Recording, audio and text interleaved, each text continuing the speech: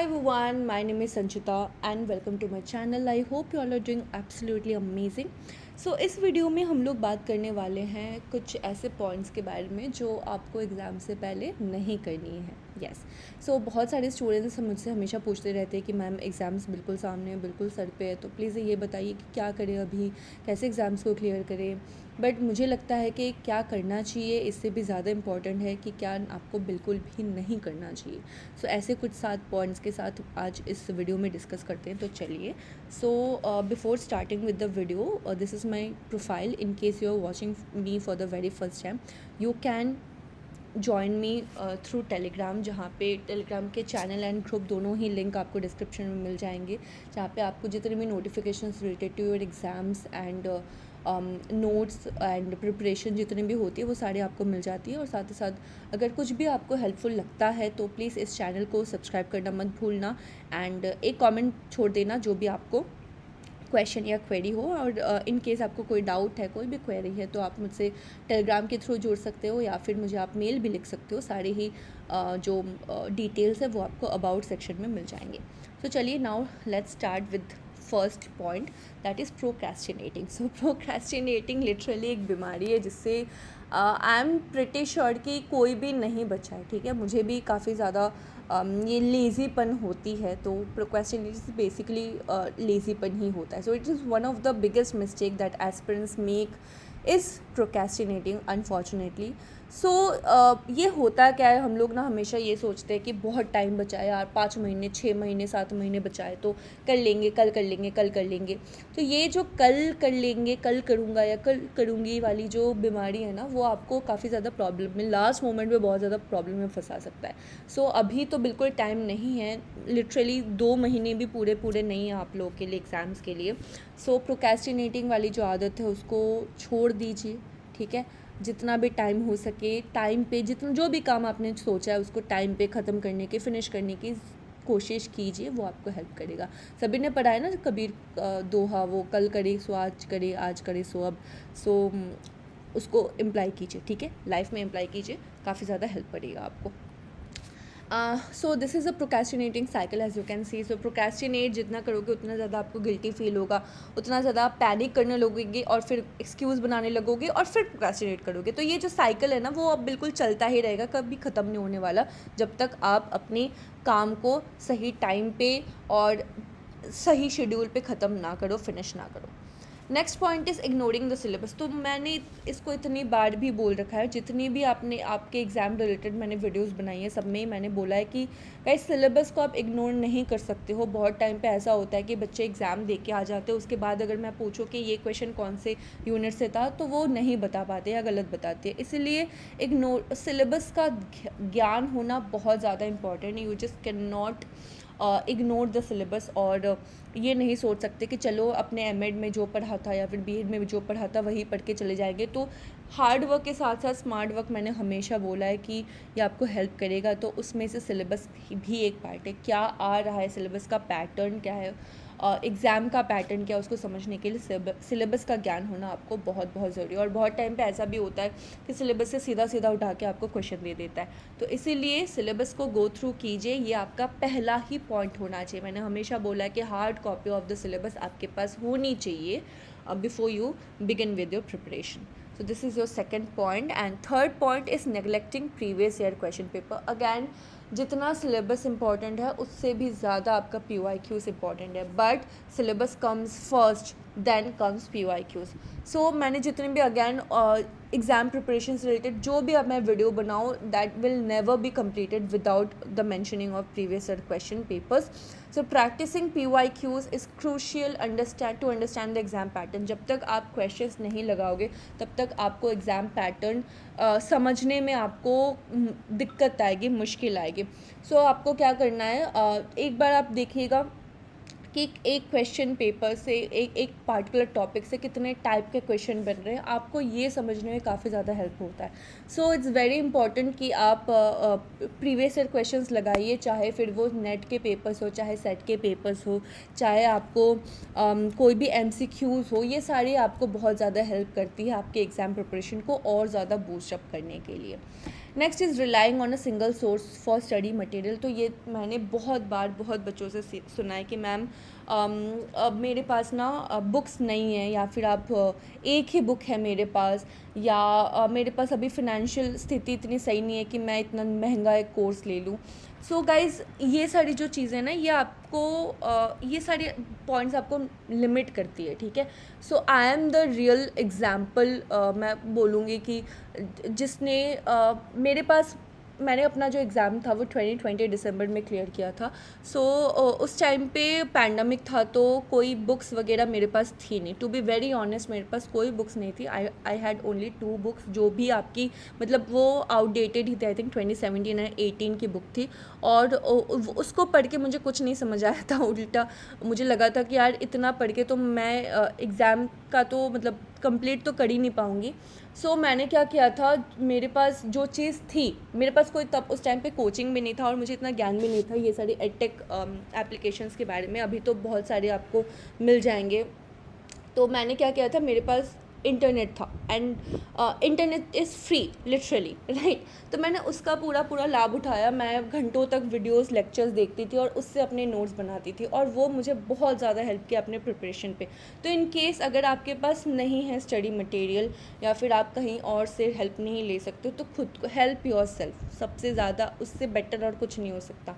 And कभी भी खुद को लिमिट मत कीजिए कि मुझे तो इसी बुक ये इतना ही पढ़ लूँ तो हो जाएगा, या फिर इतना ही वीडियो देख लूँ हो जाएगा, इतने ही नोट्स पढ़ लूँ तो हो जाएगा।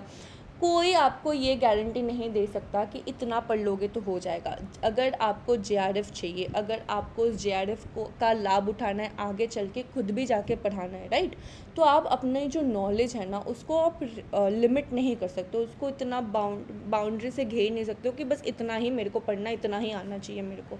Okay, so you should refer to multiple sources and study material to get a comprehensive understanding of the topic.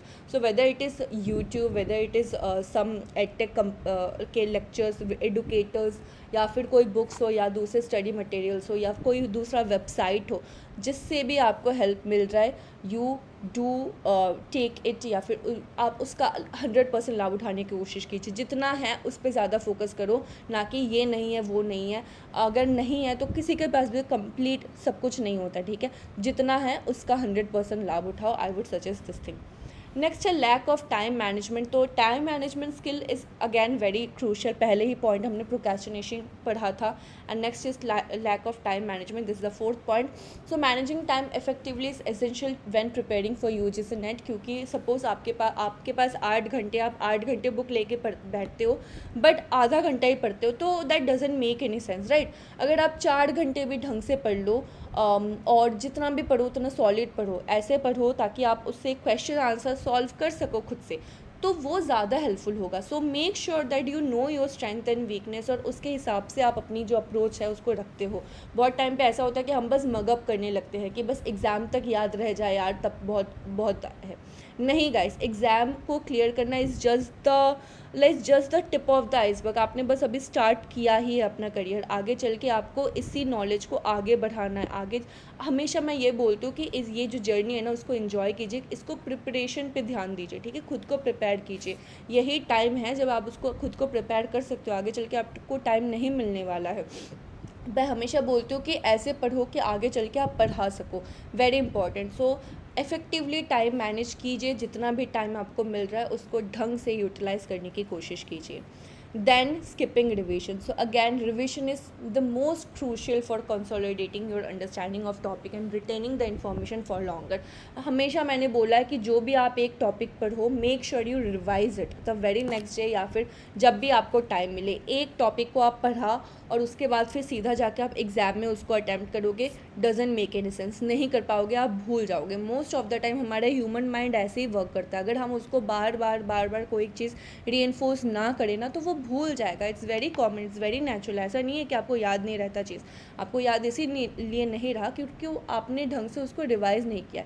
तो रिविज़न के बहुत सारे अलग अलग मोड्स होते हैं। फॉर एग्जांपल मैंने हमेशा बोला है आपको, जब भी आप जो भी आप लेक्चर पढ़ो या फिर बुक्स पढ़ो, लेक्चर देखो, सुनो या फिर बुक्स पढ़िए आप या क्वेश्चन लगाइए, उनसे make sure you make notes out of it, short notes. You just you can't even imagine कितना ज़्यादा आपको हेल्प कर सकता है। मैं हमेशा जब एग्ज़ाम देने जाती हूँ तो एग्ज़ाम में मैं कोई भी भारी भरकम बुक्स नहीं लेके जाती हूँ। मेरे पास बहुत सारे बुक्स है भी नहीं, टू बी वेरी ऑनेस्ट, और मैं कभी बुक्स कैरी भी नहीं करती हूँ, क्योंकि मुझे पता है कि वो चीज़ ना मुझे और ज़्यादा नर्वस करती है कि यार ये बुक्स, मतलब एग्ज़ाम हॉल में गेट से पहुँचने से पहले मैंने बहुत लोगों को देखा है वो बुक्स तब भी मगअप करने की कोशिश करते हैं।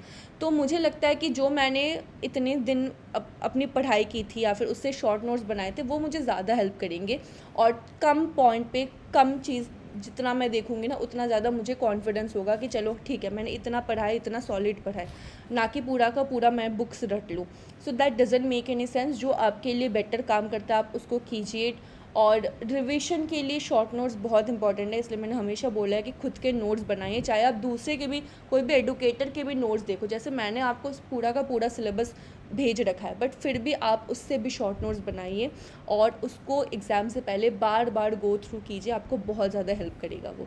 So you just can not skip your revision. आप देखना कभी एक चीज़, सपोज़ आपने एक टॉपिक जो है बुक से पढ़ा है पहले, फिर उसी टॉपिक को आपने किसी टीचर से सुना, फिर उसी टॉपिक को आपने बुक से पढ़े, उससे के आपने क्वेश्चंस अटेम्प्ट किए, तो सेम टॉपिक के अलग अलग टाइप से आपकी कॉन्सेप्ट को क्लैरिटी हो रही है। सो जितनी बार आपकी कॉन्सेप्ट क्लैरिटी होगी उतना ज़्यादा आपको और ज़्यादा वो क्वेश्चन सॉल्व करने में हेल्प करेगा। तो इट्स वेरी इंपॉर्टेंट कि आप रिविजन तो पक्का से कीजिए, इसको आपको बिल्कुल भी नेगलेक्ट नहीं करना है। इसलिए मैंने एग्ज़ाम से पहले हमेशा बोलती हूँ कि वही चीज़ पढ़ो एग्ज़ाम से पहले जो आप रिवाइज़ भी कर पाओ। अगर रिवाइज़ नहीं कर पा रहे हो तो वो आपको हेल्प नहीं करेगा, क्योंकि मोस्ट ऑफ द टाइम यही होता है कि हम भूल जाते हैं, सिंपली भूल जाते हैं, पढ़ा हुआ भूल जाते हैं। तो जिसको रिवाइज़ नहीं किया वो उसको तो भूलेंगे ही भूलेंगे, right. And last but not the least guys, do not neglect your health, okay. Taking care of your physical and mental health is very crucial during exam preparation. बहुत टाइम पे ऐसा होता है कि क्योंकि एग्ज़ाम एक्चुअली में ये एकदम नेशनल लेवल का एग्ज़ाम है, तो काफ़ी ज़्यादा नर्वसनेस होती है कि मैम नहीं हो पा रहा है या फिर बहुत डर लग रहा है। It's very common, but do not let this things get to your physical and mental wellbeing. ये बहुत ज़्यादा आपको तंग कर सकता है, क्योंकि I know for a fact, और ये बिल्कुल सत्य है कि आपकी एग्ज़ाम आपके लिए इम्पॉर्टेंट है guys. You can not expect others to think about it, या फिर उस चीज़ को समझने की कोशिश चाहे वो नहीं भी कर सकते, तो उस चीज़ से आपको डिसअपॉइंट नहीं हो रहा है कि यार होना है, आपको एग्ज़ाम लगाना है बट और कोई नहीं समझ रहा है इस चीज़ को, तो शायद से ये चीज़ आपको बॉदर करती है। बट ट्राई कि आप जितना भी हो सके उतना अपने एग्ज़ाम पे ही ध्यान दीजिए, और कम से कम लोगों को ये बताइए कि आप एग्ज़ाम देने जा रहे हो।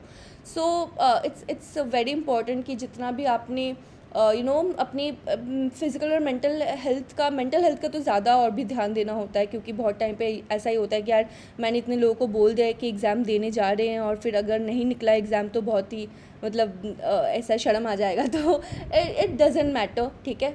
सबसे पहली बात तो है कि एग्ज़ाम जो है वो आपको खुद ने अपने लिए क्लियर करना है, ना कि किसी और के लिए, ठीक है। आपको अपनी करियर बनानी है, ना कि किसी और के लिए सोचना है। सो इट्स वेरी इंपॉर्टेंट कि आप इन सारी चीज़ों को खुद को अफेक्ट होने ना दीजिए। जितना हो सके अपने प्रिपरेशन पे ध्यान दीजिए। कौन क्या कहता है या फिर क्या नहीं कहता है उससे कोई फ़र्क नहीं पड़ता है। एग्ज़ाम निकल जाए उसके बाद चाहे जितना भी जो भी सोच लेना, बट एग्ज़ाम के टाइम पे अपने फिज़िकल एंड मेंटल हेल्थ का बहुत अच्छे से ध्यान दीजिए। Get proper sleep, exercise, eat healthy to stay focused and motivated. इस टाइम पे एग्ज़ाम से बढ़ के और कोई भी चीज़ आपके लिए apart from your family obviously आपके लिए नहीं होना चाहिए कि चलो कुछ भी like whatever reason you should not deter from your goal, ये मैं बताना चाहती हूँ।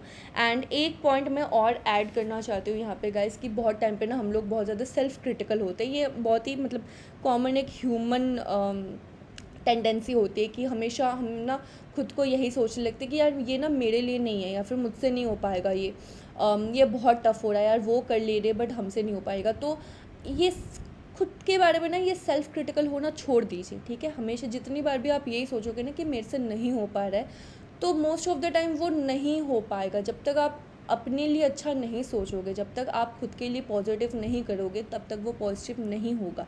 इसलिए खुद को सेल्फ क्रिटिकल होना छोड़ दो और जितना हो सके उतना पॉजिटिव रहिए, उतनी मेहनत कीजिए और it will turn out to be good. ठीक है, मोस्ट ऑफ द टाइम ये सही होगा। अगर आपने जितने बार भी खुद को यही सेल्फ क्रिटिकल होगे कि मुझसे नहीं हो पा रहा है मैम, बहुत टफ है, या फिर मेरे से नहीं हो पाएगा, ये मेरे से नहीं हो पाएगा, मेरे लिए इम्पॉसिबल है, ये सारी चीज़ें छोड़ बोलना बिल्कुल दिमाग से हटा ही दो। हमेशा यही सोचो कि हाँ मेरे से तो पक्का से हो जाएगा, ये तो कोई भी बात नहीं है। ओके, तो ये चीज़ मैंने अपने एग्ज़ाम के टाइम पे भी बहुत ज़्यादा मेरे को ये चीज़ होती थी। तो मैं उस टाइम पे भी मैं यही सोचती थी कि यार ठीक है, देखते हैं जो भी होगा, लास्ट तक तो देखेंगे, जितने भी मेहनत की है वो एग्ज़ाम हॉल में दिखेगा।